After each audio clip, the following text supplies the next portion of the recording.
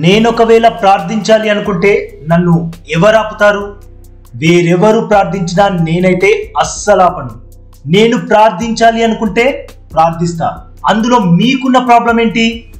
నేను ముస్లిం అని గర్వంగా చెప్పుకుంటా. నేను ఒక ఇండియన్ అని కూడా గర్వంగా చెప్పుకుంటా. అందులో మీకున్న ప్రాబ్లం ఏంటి? నేను ప్రార్థించడానికి కూడా ఎవరి అనుమతైనా తీసుకోవాల్సి వస్తే అసలు నేను ఈ దేశంలో ఎందుకు ఉండాలి? ఇంతకు ముందు ఎప్పుడైనా నేను 5 వికెట్స్ తీసినప్పుడు ప్రార్థించానా?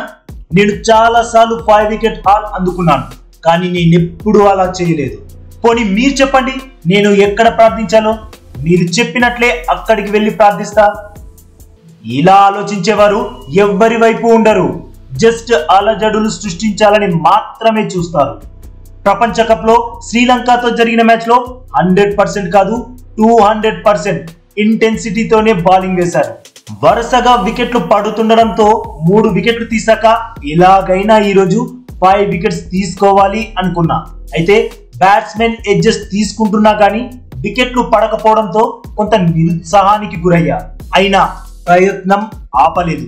ఇక 5వ వికెట్ లభించగానే అమ్మయ్య 5 వికెట్స్ హాల్ దక్కించుకున్నా అని నేలపై పడి మోకాళ్ళపై నిలబడ్డాను. దానిని కొందరు వేరేలా అర్థం చేసుకున్నారు. ఇలాంటి వాటిని తప్పుగా అర్థం చేసుకొని ప్రచారం చేసే వ్యక్తులకు నిజంగా వారికి ఇంకా వేరే పనులేవి ఉండవనుకుంటా అని అన్నాడు మహమ్మద్ షమి. శ్రీలంకతో మ్యాచ్ లో 5 వికెట్స్ తీసాక నార్మల్ గా చేసిన ఆ చర్యను కొందరు అనవసరంగా వేరే అర్థాలు తీస్తున్నారు అని షమి వారికి గట్టిగానే కౌంటర్ ఇచ్చేశాడు. మరి మీ అభిప్రాయంలో షమి చెప్పింది 100% రైట్ అని మీరు నమ్ముతున్నారా? కామెంట్ చేయండి. ఈ వీడియో నచ్చితే తప్పకుండా లైక్ కొట్టండి. మన ఛానల్ ని సబ్స్క్రైబ్ కూడా చేయండి.